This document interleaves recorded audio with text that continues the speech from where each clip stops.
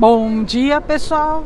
Silvia Ribeiro, direto da Associação dos Funcionários Públicos aqui em São Bernardo, para mais uma agenda do Tarcísio de Freitas. Ele acabou de chegar, vou colocar aqui para vocês verem. Vamos chegando, vamos compartilhar a presença do prefeito São Bernardo, Orlando Morando, que resolveu apoiar nesse segundo turno o Tarcísio, Bolsonaro, reduto aqui do terra petista. Isso aí, pessoal. Depois de ontem, naquele susto, né? Ele teve essa batina hoje na Jovem Pan e agora veio para a agenda aqui com a Sociedade Empresarial de São Bernardo, do ABC, para ouvir as propostas, o que realmente estamos necessitando, né, aqui no ABC. Ouvi alguns pedidos, ok? A imprensa toda aqui e eu também. Fiquem ligados, viu? Esse final de semana aqui no ABC nós vamos ter outras ações, como panfletaço nas 7 cidades: São Bernardo, Santo André, São Caetano, Diadema, Mauá, Ribeirão Pires e Rio Grande da Serra. Eu vou colocar os endereços aqui, porque nós vamos ter panfletaços, vamos ter abordagem, né, nas principais praças da cidade para virar voto, né? Desfazer as fake news.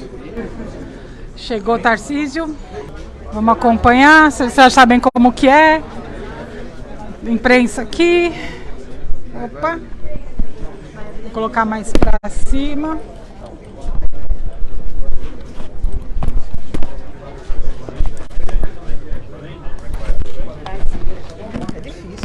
Isso aí. Pessoal, vocês já sabem como que é aqui.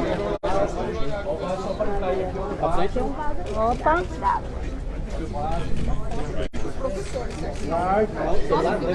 Estamos indo.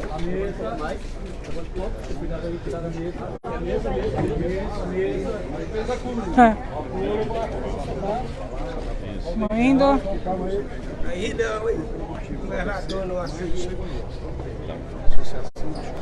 Pessoal, sabe como que é, né? Tudo atrapalhado aqui porque é ao vivo.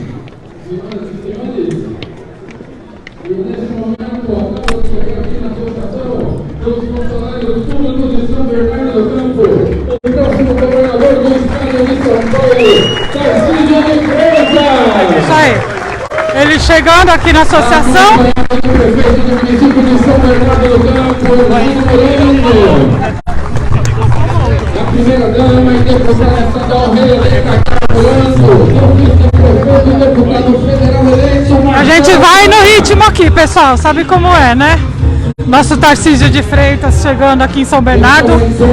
Reduto petista que não vai ser mais petista, hein? Não vai não! Agora é nosso. O próximo governador do estado de São Paulo. Chegando formal, convidando mais uma vez a Orlando do Campo, visitando aqui os empresários do setor produtivo, na companhia do prefeito Orlando Morando, da deputada estadual Morando, do nosso deputado federal eleito Marcelo Lima.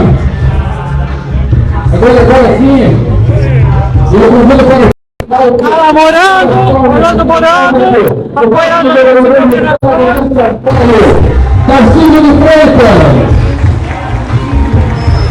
acompanhado no prefeito do município de São Bernardo do Campo, Orlando Morando. A primeira dama deputada estadual reeleita, Carla Morando. O vice-prefeito de São Bernardo do Campo e deputado federal eleito Marcelo Lima. Convido também ao palco o presidente da Câmara Municipal de Vereadores, Esteban Camonese. Convido também o vereador Paulo Chuchu. Vocês sabem que tá tudo tremido, né, Renato? Porque aqui é um pegando o outro aqui. Fala um pouquinho aí. Trata de Mauá, do G7, né? 7 notícias. Acompanha a gente lá. É isso aí. Vamos aí, vamos acompanhar o Tarcísio. Vocês sabem que aqui é doideira, é loucura, é tudo ao vivo e é tudo pra vocês. Vereador Paulo Chuchu, deputado estadual Carla Morando, do vice-prefeito de São Zacarias, dos vereadores aqui de São Bernardo do Campo, Almir Gans, Arídio Oliveira. Aqui nós estamos pertinho de frente para vocês, bem pertinho do nosso Tarcísio. Henrique Cabeça. Vamos ouvir o próximo governador do estado de São Paulo, Tarcísio de Freitas. Boa tarde, São Bernardo. O pessoal comeu, ficou meio devagar. Aí baixou, mas é normal. Normal a gente repetir. Boa tarde, São Bernardo. Agora sim. Agora o pessoal acordou. Mas é importante a gente estar acordado. Primeiro lugar, eu estou muito feliz de estar aqui, prefeito. Há tempos atrás, quando acabou o primeiro turno, nós tivemos a oportunidade dessa conversa com o prefeito Orlando Morando, e eu vi que ele é animado. Ele é ligado não é no 220 não, é no 380. 440. Então ele disse o seguinte: olha, eu quero ajudar, mas me dá missão, eu quero ajudar, eu quero fazer alguma coisa, eu quero impulsionar. E de fato, ele diz: vou organizar um evento assim, vou organizar um evento assado. Era para ser um almoço bem mais tímido do que esse, mas eu estou muito feliz com a presença de todos os senhores, muito feliz mesmo, muito feliz com essa parceria.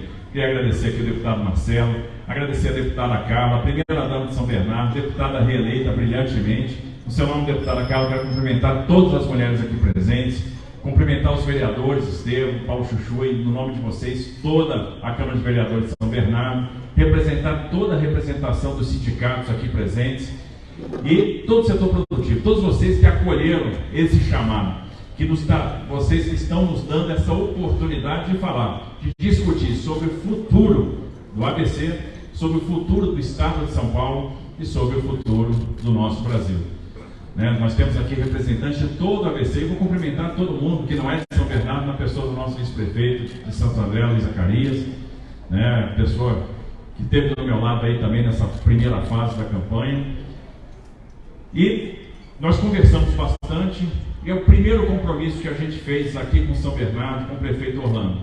Vamos dar continuidade a tudo que está em andamento. Veja, não vai ser um governo que vai puxar o freio de mão, que vai dar um cavalo de pau. É um governo que vai manter aquilo que está em andamento, manter as boas políticas públicas, manter o legado e, obviamente, dar mais velocidade naquilo que a gente acha que pode ter mais velocidade. São vários empreendimentos andando aqui em São Bernardo do Campo, como em todo o ABC, e todos eles serão preservados. Então, a questão da ponte estaiada, ok, vamos dar continuidade. Piscinão de Jabuticabal, beleza, vamos dar continuidade. AME, super importante, vamos fazer acontecer.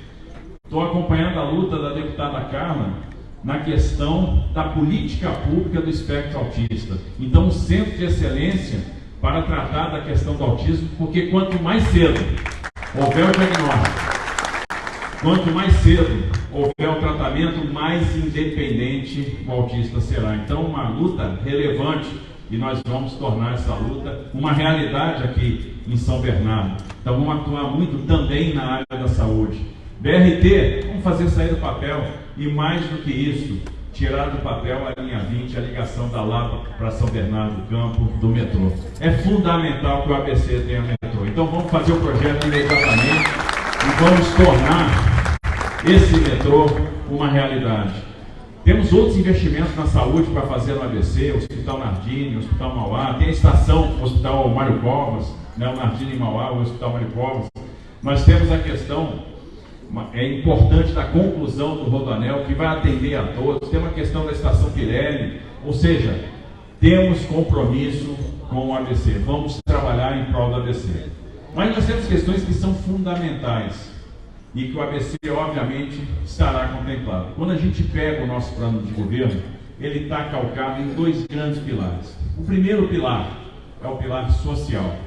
Nós vamos cuidar das pessoas e mostrar que uma linha de direita, uma linha liberal, cuida melhor das pessoas, faz melhor política social que uma linha de esquerda. E sabe por quê? Porque você sabe de onde sai o dinheiro e você sabe que você tem que construir uma ponte com oportunidade.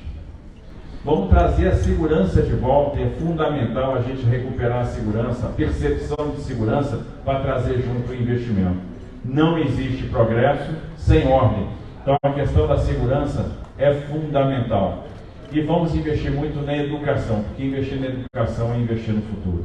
Me incomoda muito a ideia do jovem não ter perspectiva, do jovem não ter futuro, do jovem concluir o seu período na escola e não saber o que vai fazer, porque não tem ferramenta. Então nós vamos ter uma educação voltada às ferramentas. Eu tenho que dar ferramenta para o jovem.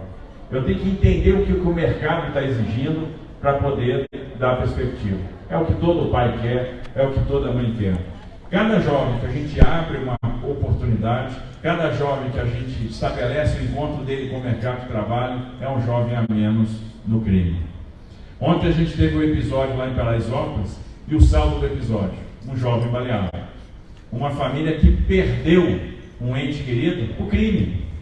E a gente não pode mais aceitar que pais, mães, percam seus filhos para o crime. A gente, para tornar isso possível, precisa levar a oportunidade. Levar a oportunidade para as áreas mais periféricas, para as áreas mais carentes, porque lá existem muitos talentos. E a gente precisa fazer esses talentos aflorarem. É o talento para a gastronomia, é o talento para o esporte, é o talento para a música, é o talento para as artes cênicas, é o talento para a programação. Quantos programadores, desenvolvedores de aplicativos podem existir numa comunidade?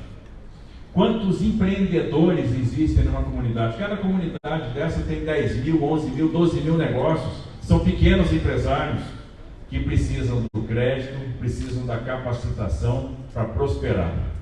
E essa ponte para o futuro, essa oportunidade, a gente quer construir, porque isso vai salvar os jovens. E aí nós precisamos de escolas de qualidade, professores valorizados. Nós precisamos recuperar o tempo perdido com a pandemia. O Brasil foi um dos países do mundo, aliás, foi o país do mundo que mais deixou alunos afastados, e é necessário recuperar o tempo perdido. E a gente vai recuperar o tempo perdido combatendo a evasão escolar. E o combate à evasão escolar tem tudo a ver com política de transferência de renda, que virá em adição àquilo que já é feito no governo federal. São Paulo tem 2 programas de transferência de renda muito interessantes, o Bolsa Trabalho e o Bolsa do Povo. Nós vamos manter, não só manter, ampliar, trazer esses benefícios para mais gente, por mais tempo. Isso é fundamental, isso vai garantir crianças na escola. Segundo pilar, nós precisamos assistir as famílias. Então cada escola vai ter que ter um núcleo de assistência à família, para a gente manter, ou para a gente trazer para os familiares a importância de ter seus filhos na escola e combater uma chaga, um mal dos tempos de hoje, e que foi agravado com a pandemia, que é um mal chamado depressão, que é um mal silencioso, que ninguém percebe, mas que está levando muitas pessoas para o caminho do suicídio, para o caminho do desespero, e a gente precisa tratar da saúde mental. Terceiro ponto, escolher aqueles conteúdos que vão ter que ser recuperados e aderir ao Plano Nacional de Recuperação da Aprendizagem. Não é possível recuperar tudo mantendo o ritmo normal, né, o ritmo escolar normal, ou seja, num ano, fazendo aquele ano letivo e ainda ter que recuperar 2 anos perdidos. A gente vai ter que selecionar muito bem quais são os conteúdos que serão básicos para o prosseguimento da vida escolar daquele estudante.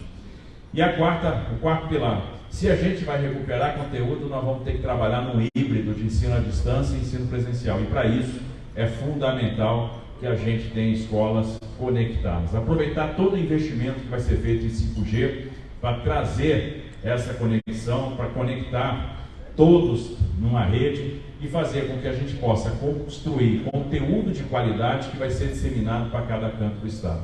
E aí a gente combate um dos principais males, né, uma das principais mazelas do nosso sistema educacional, que é a desigualdade.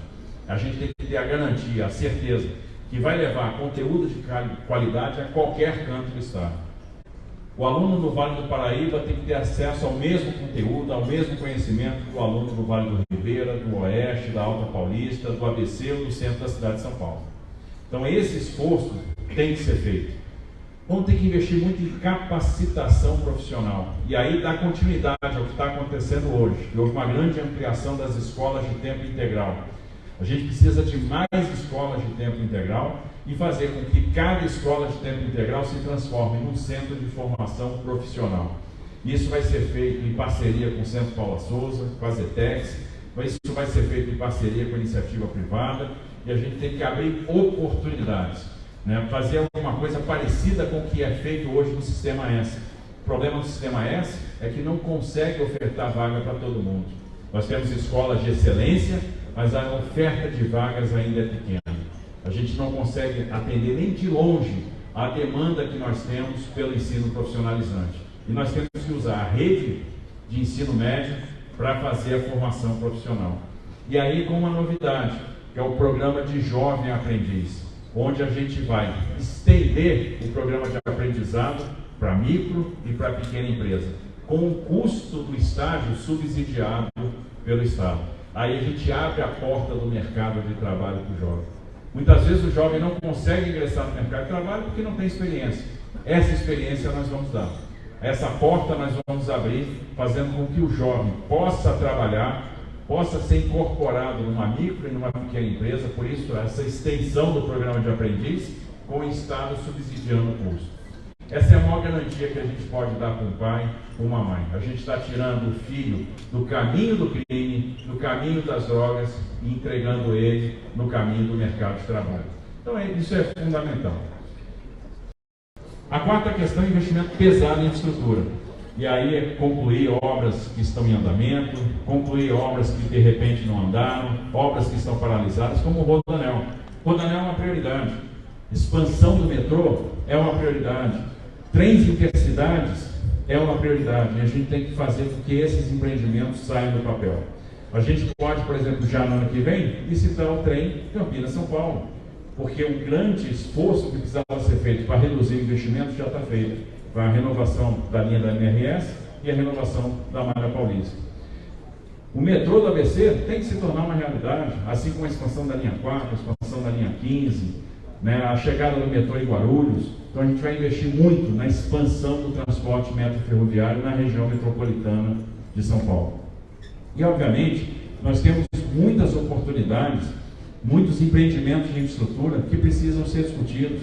Uma nova descida para a Baixada Santista, né, a alça que vai para o Alto Tietê, que vai para Suzano, a partir do Rodoanel.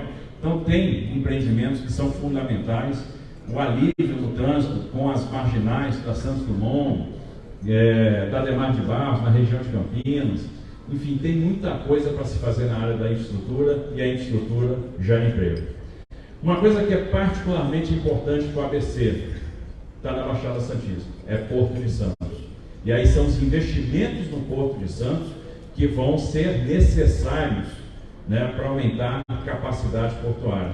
E aí tem tudo a ver com aquele programa, com o projeto da privatização do Porto. O projeto da privatização do Porto vai liberar 20 bilhões de reais de investimento. A gente está falando em aumentar o calado, a gente está falando em sair de um calado de 15 metros para 17 metros, a gente está falando de aumentar muito a capacidade de recepção portuária via ferrovias. São 2 bi de investimento só em recepção ferroviária. E isso, obviamente, dá velocidade na operação portuária. E o aumento da velocidade na operação é aumento de capacidade. A gente está falando de um porto que hoje está operando com 160 milhões de toneladas ano e vai poder operar com 240 milhões de toneladas ano. Então, é um aumento muito expressivo de capacidade. Fora todo investimento associado, por exemplo, em mobilidade urbana. Dentro do pacote da privatização, está lá o viaduto da Lemoa, está lá a questão do túnel do Maciço, que é a ligação Santos-São Vicente, está lá a travessia seca Santos-Guarujá. Então são projetos extremamente relevantes e que vão tomar corpo a partir da privatização. A privatização me lembra o seguinte: continuidade de política pública. A privatização está lá no TCU. E aí vamos supor, eu não quero nem pensar nessa hipótese, do PT ganhar a eleição presidencial. Vira essa boca pra lá. Acabou a privatização. Vão embora 20 bilhões de investimentos. E eu digo que a privatização do Porto representa o renascimento da Baixada Santista. É o que vai acontecer de mais importante na Baixada nos últimos anos, é a grande novidade. Olha o que a gente vai ganhar com o turismo, saindo de um berço para turismo, para 4, né? Tendo toda a renovação, toda a expansão da área de armazéns antigos, integradas ao centro histórico da cidade de Santos. E eu estou falando no Porto, porque o Porto de Santos tem tudo a ver com a indústria do ABC. A indústria do ABC e o Porto de Santos têm uma relação de simbiose.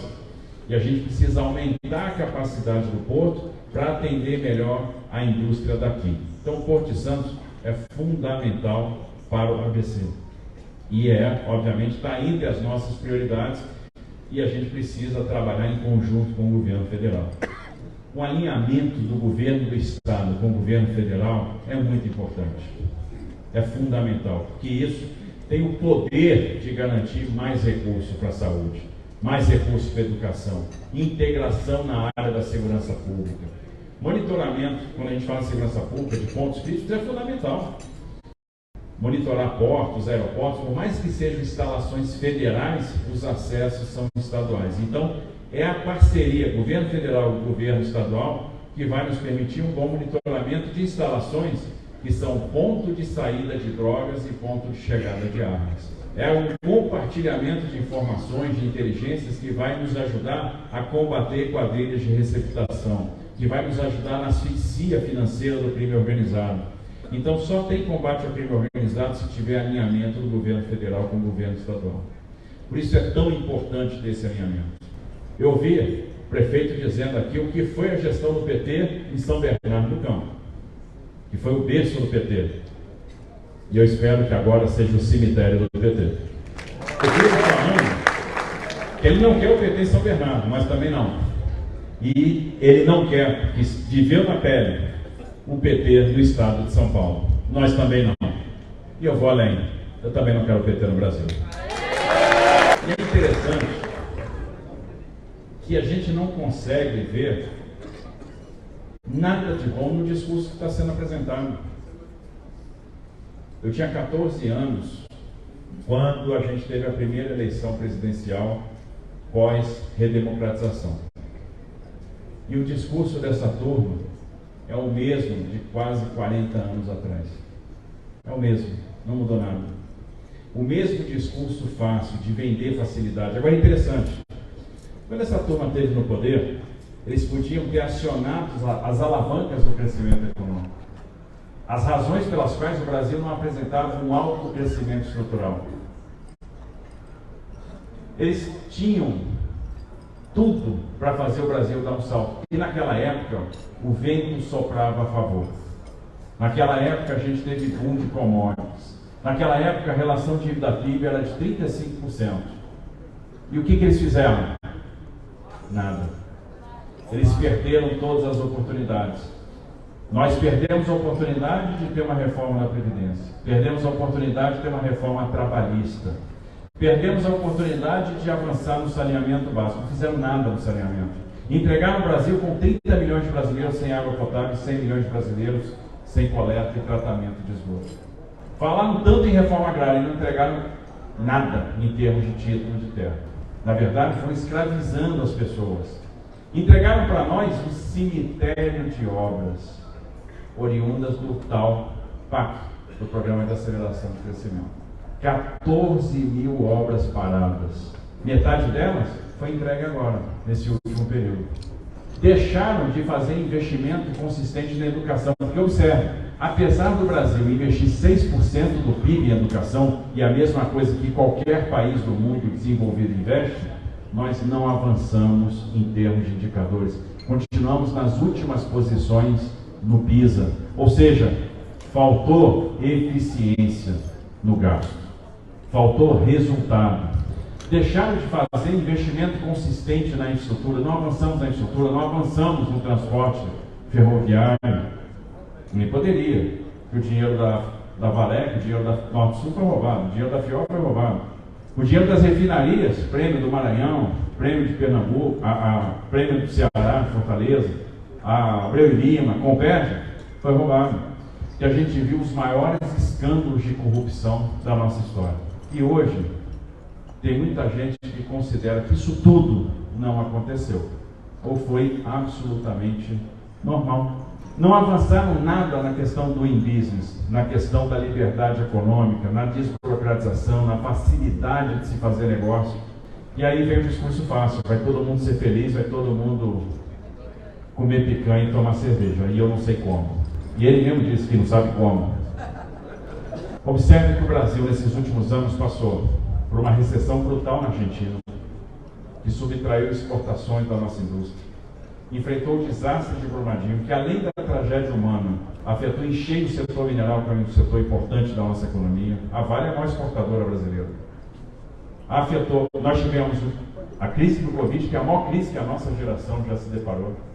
Nós pegamos uma crise hídrica e o desafio de não deixar faltar energia, e a energia não faltou. O governo agiu rápido na importação de energia, no despacho de térmicas. Nós pegamos, agora quando não faltava mais nada, a guerra da Ucrânia. Tivemos de tudo. Todo o vento soprando contra. E hoje, o Brasil vai crescer 3,1%, 3,2%. O Brasil está gerando 300, 400 mil postos de trabalho todos os meses. Saímos de desemprego de 14,9% e o desemprego hoje é abaixo de 9%. Está na casa de 8,9%. A inflação desse ano vai terminar na casa de 5,5%. Menor do que a inflação americana, menor do que os países da zona do euro, menor do que o Reino Unido. Pela primeira vez a gente vai crescer mais do que a China em 42 anos. E parece que isso não tem valor.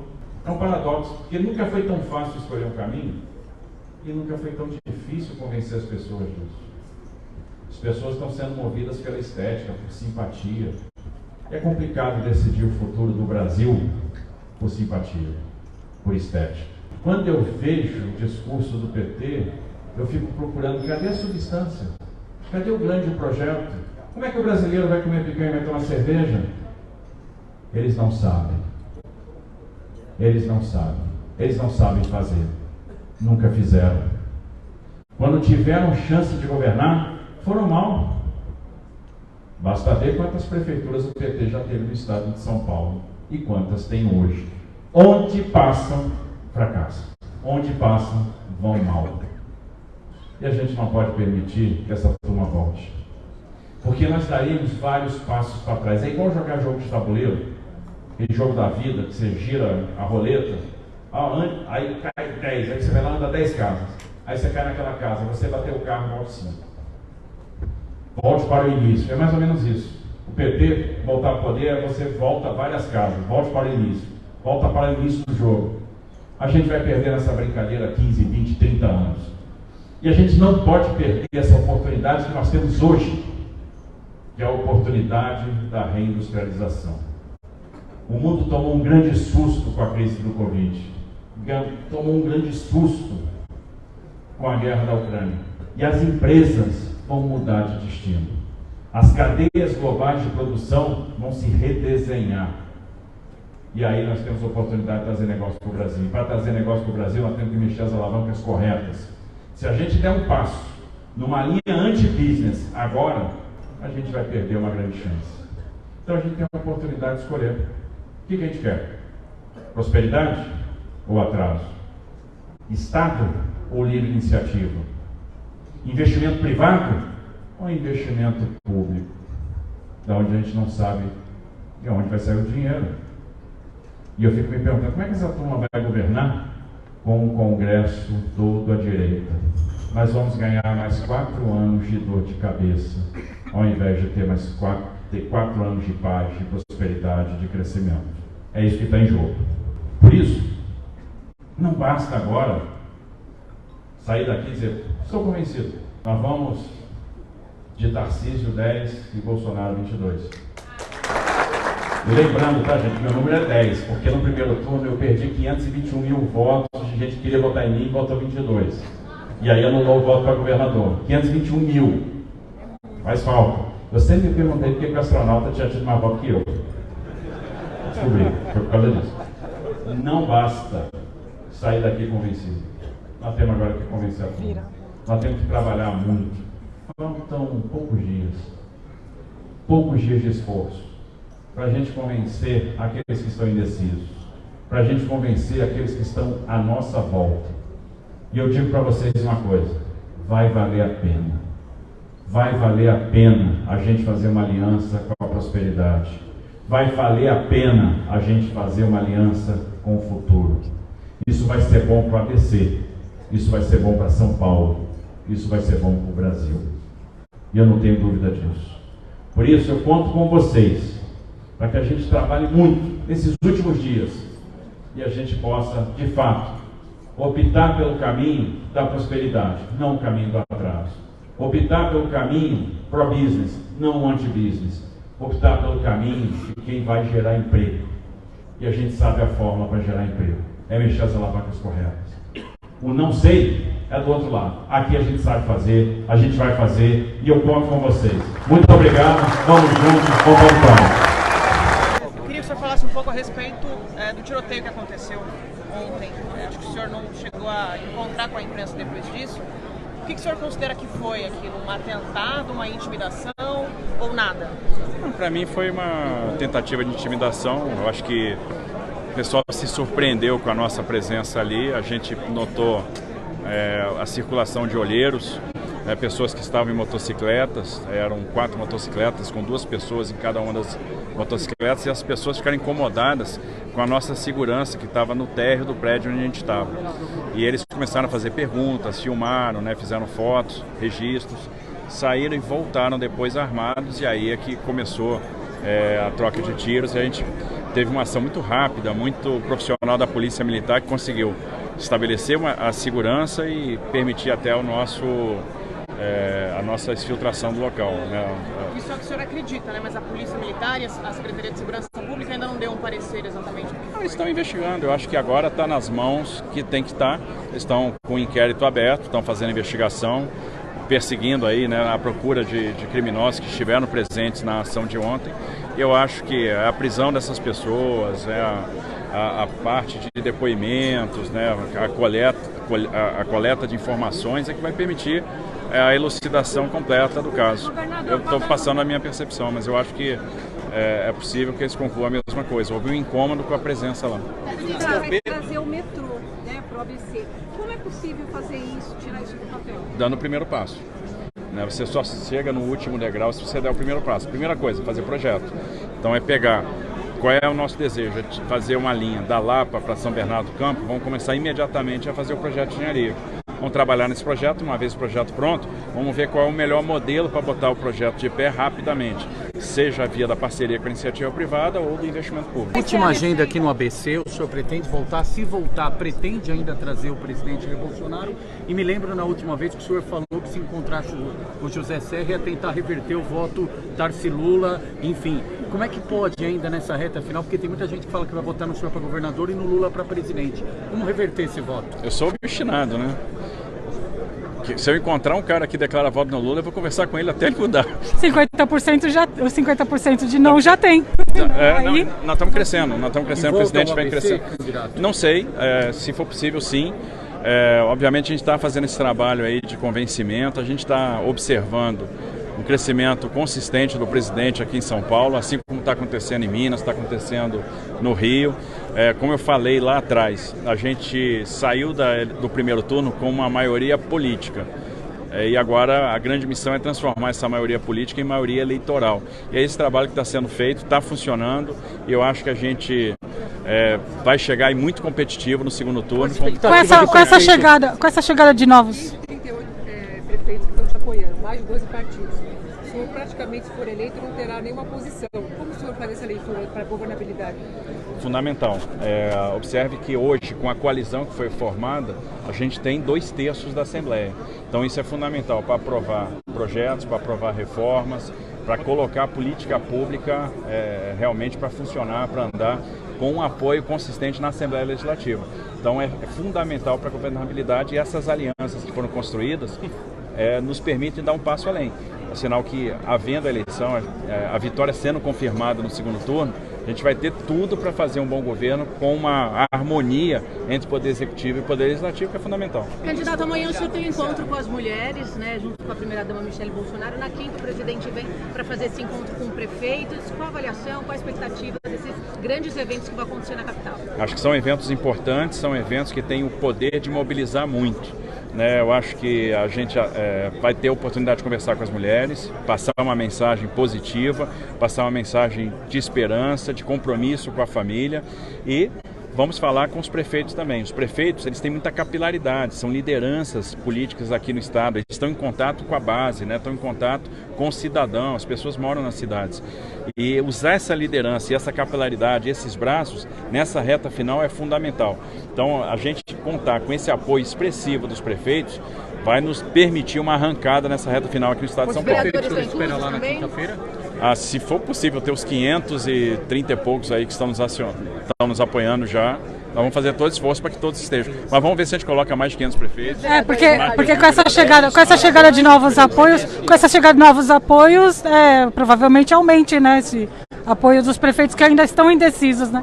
Com certeza isso vai ser muito relevante, vai ser fundamental. Por isso que eu falo, esse braço, essa força política nessa reta final vai ser fundamental. Então, eu acho que cria uma mobilização, cria um efeito positivo, a gente está confiando muito nisso. Um colega hoje, a polícia convocou uma nova coletiva para daqui a pouco, deve trazer novas informações sobre a investigação lá de Paraisópolis. Uma das possibilidades é que as imagens das câmeras dos uniformes possam até elucidar o caso. Caso isso de fato aconteça, o senhor não acha que isso reforça um pouco a importância da medida? O senhor tem sido um crítico durante a campanha. Eu continuo crítico, Vinícius. Continuo crítico, eu tenho meu ponto de vista sobre isso, mas como eu falei, nós vamos conversar com os agentes de segurança pública, com os especialistas, para ver qual a melhor decisão em termos de política pública. Toda política pública precisa ser revisitada, precisa ser reanalisada, à luz de vários aspectos. Por exemplo, produtividade dos batalhões que estão usando câmara versus a produtividade daqueles batalhões que não estão usando câmara. A gente tem que olhar a luz da eficiência, porque o meu objetivo, primeiro, é trazer segurança para o cidadão.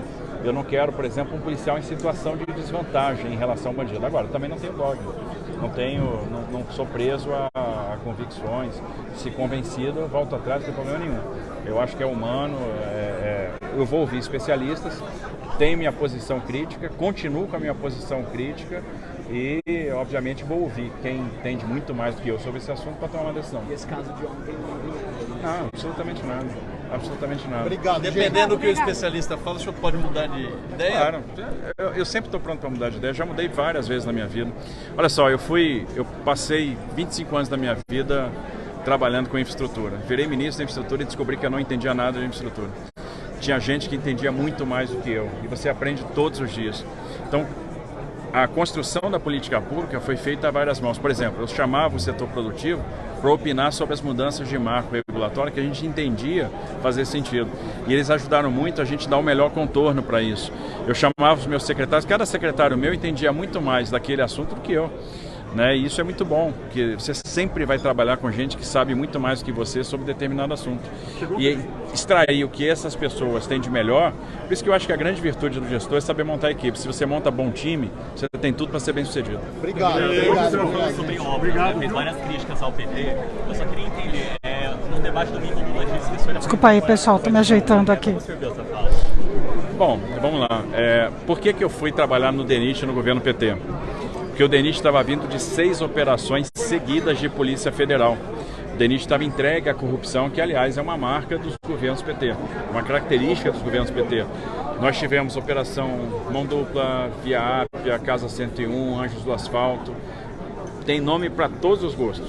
Então, o DENIT tinha depois um último escândalo que afastou o ministro dos Transportes, afastou toda a diretoria do DENIT, afastou a diretoria da Valec.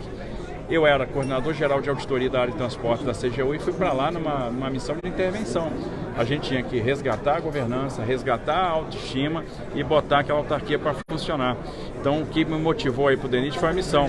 Eu era um auditor, estava sempre apontando o que era feito de errado e tinha a oportunidade de fazer o certo. Foi isso que eu procurei fazer dentro de uma atuação muito técnica, sem nenhum tipo de vínculo político. Então, era a minha missão de momento.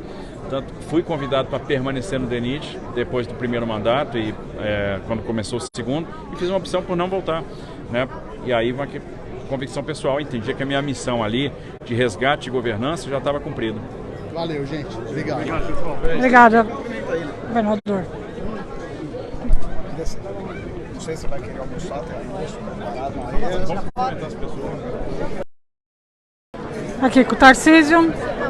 Tá aí para vocês, cada vez mais preparado. Ele sempre foi preparado, né? Mas agora mais as políticas públicas que ele quer resgatar aqui em São Paulo, né? E o apoio aí nessa reta final, a gente tem que virar voto. Independente se apoiou A ou B no primeiro turno, agora estão chegando e vendo que esse é o melhor caminho. Tarcísio, não esquece, hein, pessoal, é Tarcísio 10, não esquece. Vou continuar por aqui, porque a gente é da imprensa, do ativismo, da política, do bolsonarismo. Estamos aqui nós. Prefeito, tentar falar aqui com o Orlando. Prefeito. Não vai falar agora. Só depois. Mas a gente tenta. A gente fica aqui tudo muvucado com o nosso governador. Sair por aqui, porque já vimos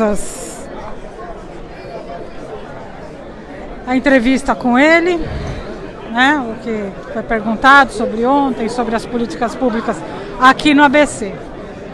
E é isso aí. Olha só que loucura. Ele vai para a medicina, né? Sim. Eu gostaria que você viesse aqui no dia da nossa.